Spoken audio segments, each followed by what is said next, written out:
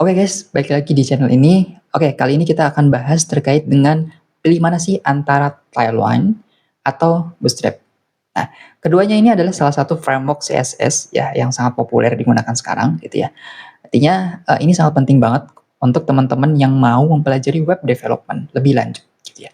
Pastinya pertama ya yang harus dipelajari teman-teman terlebih dahulu itu adalah HTML, kemudian CSS, kemudian JavaScript. Itu dasar banget, itu fundamental web development banget.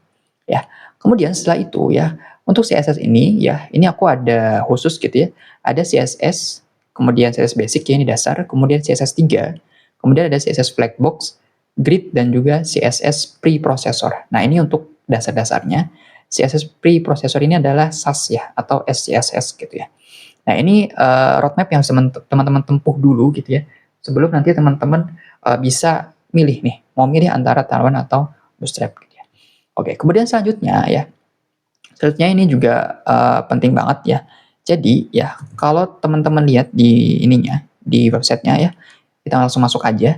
Nah, ini untuk Tailwind pertama ya, dia tuh punya ini ya, punya kata-kata gini, rapidly with modern website without ever leaving your HTML. Artinya ya, Tailwind ini base-nya gitu ya, base-nya itu dia adalah utility first. Ya, utility first CSS framework gitu. Artinya ya, artinya teman-teman, dia itu masih sama gitu ya.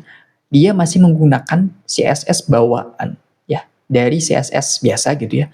Cuma dia lebih disingkat aja gitu. Contoh misalkan di sini ketika kita membuat sebuah flex gitu ya, display flex. Kalau di CSS biasa kita gunakan display flex gitu ya. Panjang ya. Tapi kalau di sini kita cuma definisikan flex saja. Kemudian ini juga ada text center, kemudian ada padding top gitu ya. Kita cuma gini aja. Itu dia. Jadi kita cuma menerapkan CSS-nya aja gitu ya, di HTML-nya. Makanya dia without ever leaving your HTML. Artinya dia disimpan di inline CSS-nya, inline HTML-nya ya. Dia disimpan di inline HTML-nya. Nah itu Tailwind CSS ya. Kalau Bootstrap ya, Bootstrap itu ya, dia itu juga framework CSS dan dia ini ya, dia juga ini ya, dia punya kata-kata seperti ini, with false ya, with fast responsive site with Bootstrap. Artinya ya, jadi dia ngasih tahu ya ke kita bahwa Bootstrap tuh cepet loh gitu, dan dia udah responsif gitu ya, dia udah responsif ya. Emang karena dia komponen base teman-teman, bedanya dengan Tailwind, dia sudah komponen base gitu ya. Jadi dia udah ada template gitu ya, jadi udah ada template khusus, tapi dia masih pakai CSS. Jadi misalkan tadi ketika kita definisikan flex, ya udah dia emang punya ini ya, punya apa, punya template yang khusus gitu. Jadi sudah disediakan sama si Bootstrap-nya gitu ya. Nah, jadi kalau kita lihat di dokumennya ya, dokumentasinya, dia tuh udah ada ini ya, udah ada komponennya. Teman-teman bisa lihat ya, ini komponennya.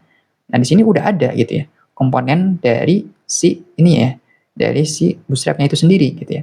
Contoh misalnya ketika kita ingin membuat button, dia udah ada seperti ini. Kelasnya dia udah dikasih button, maka dia akan menampilkan langsung seperti ini gitu ya, ketika kita definisikan button.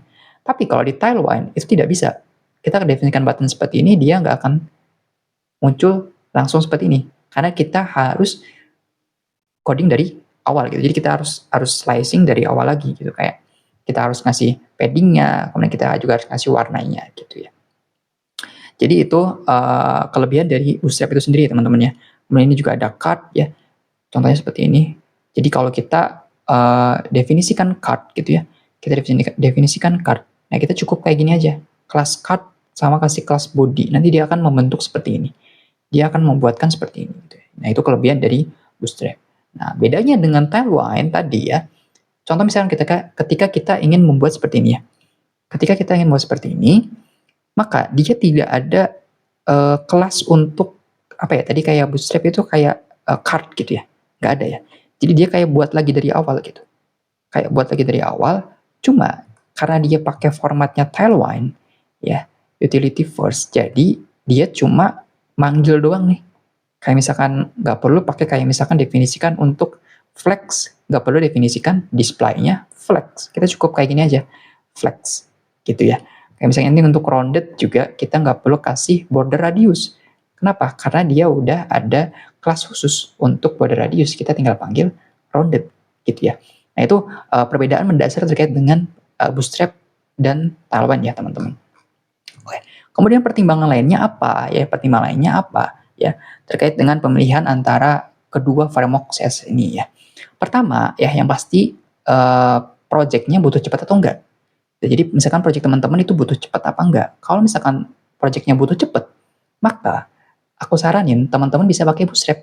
Kenapa? Karena itu komponen base ya. Jadi dia udah komponen base ya.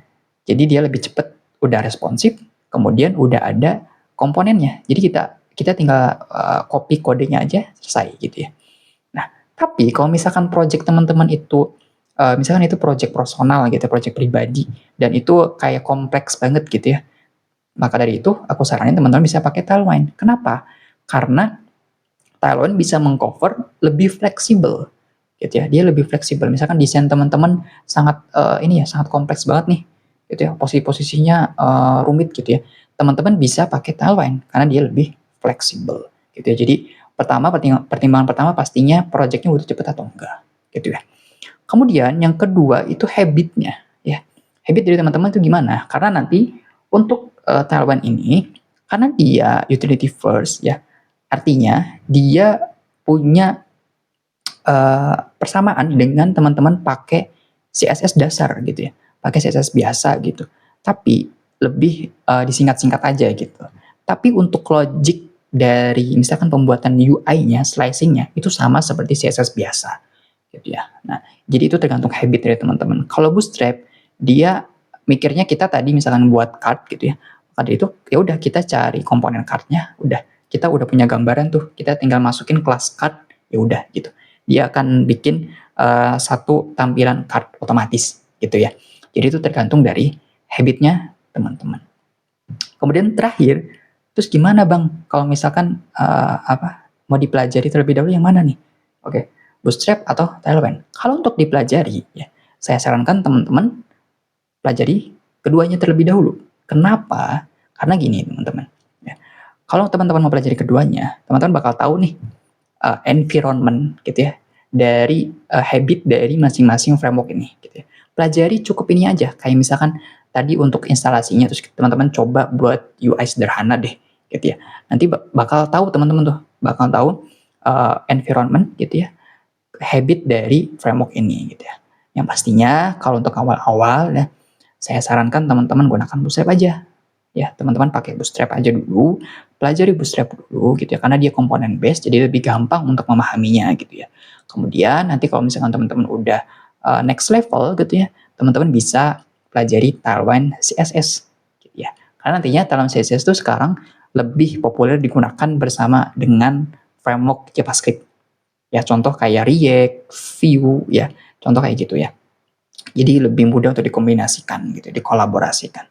Jadi itu teman-teman, kalau misalkan teman-teman bingung mau pilih mana antara Bootstrap dan Tailwind, jadi itu ada beberapa pertimbangan ya yang bisa teman-teman pikirkan kembali gitu ya, kalau misalkan untuk mau mempelajari apa dulu atau mau pakai mana dulu nih untuk project teman-teman.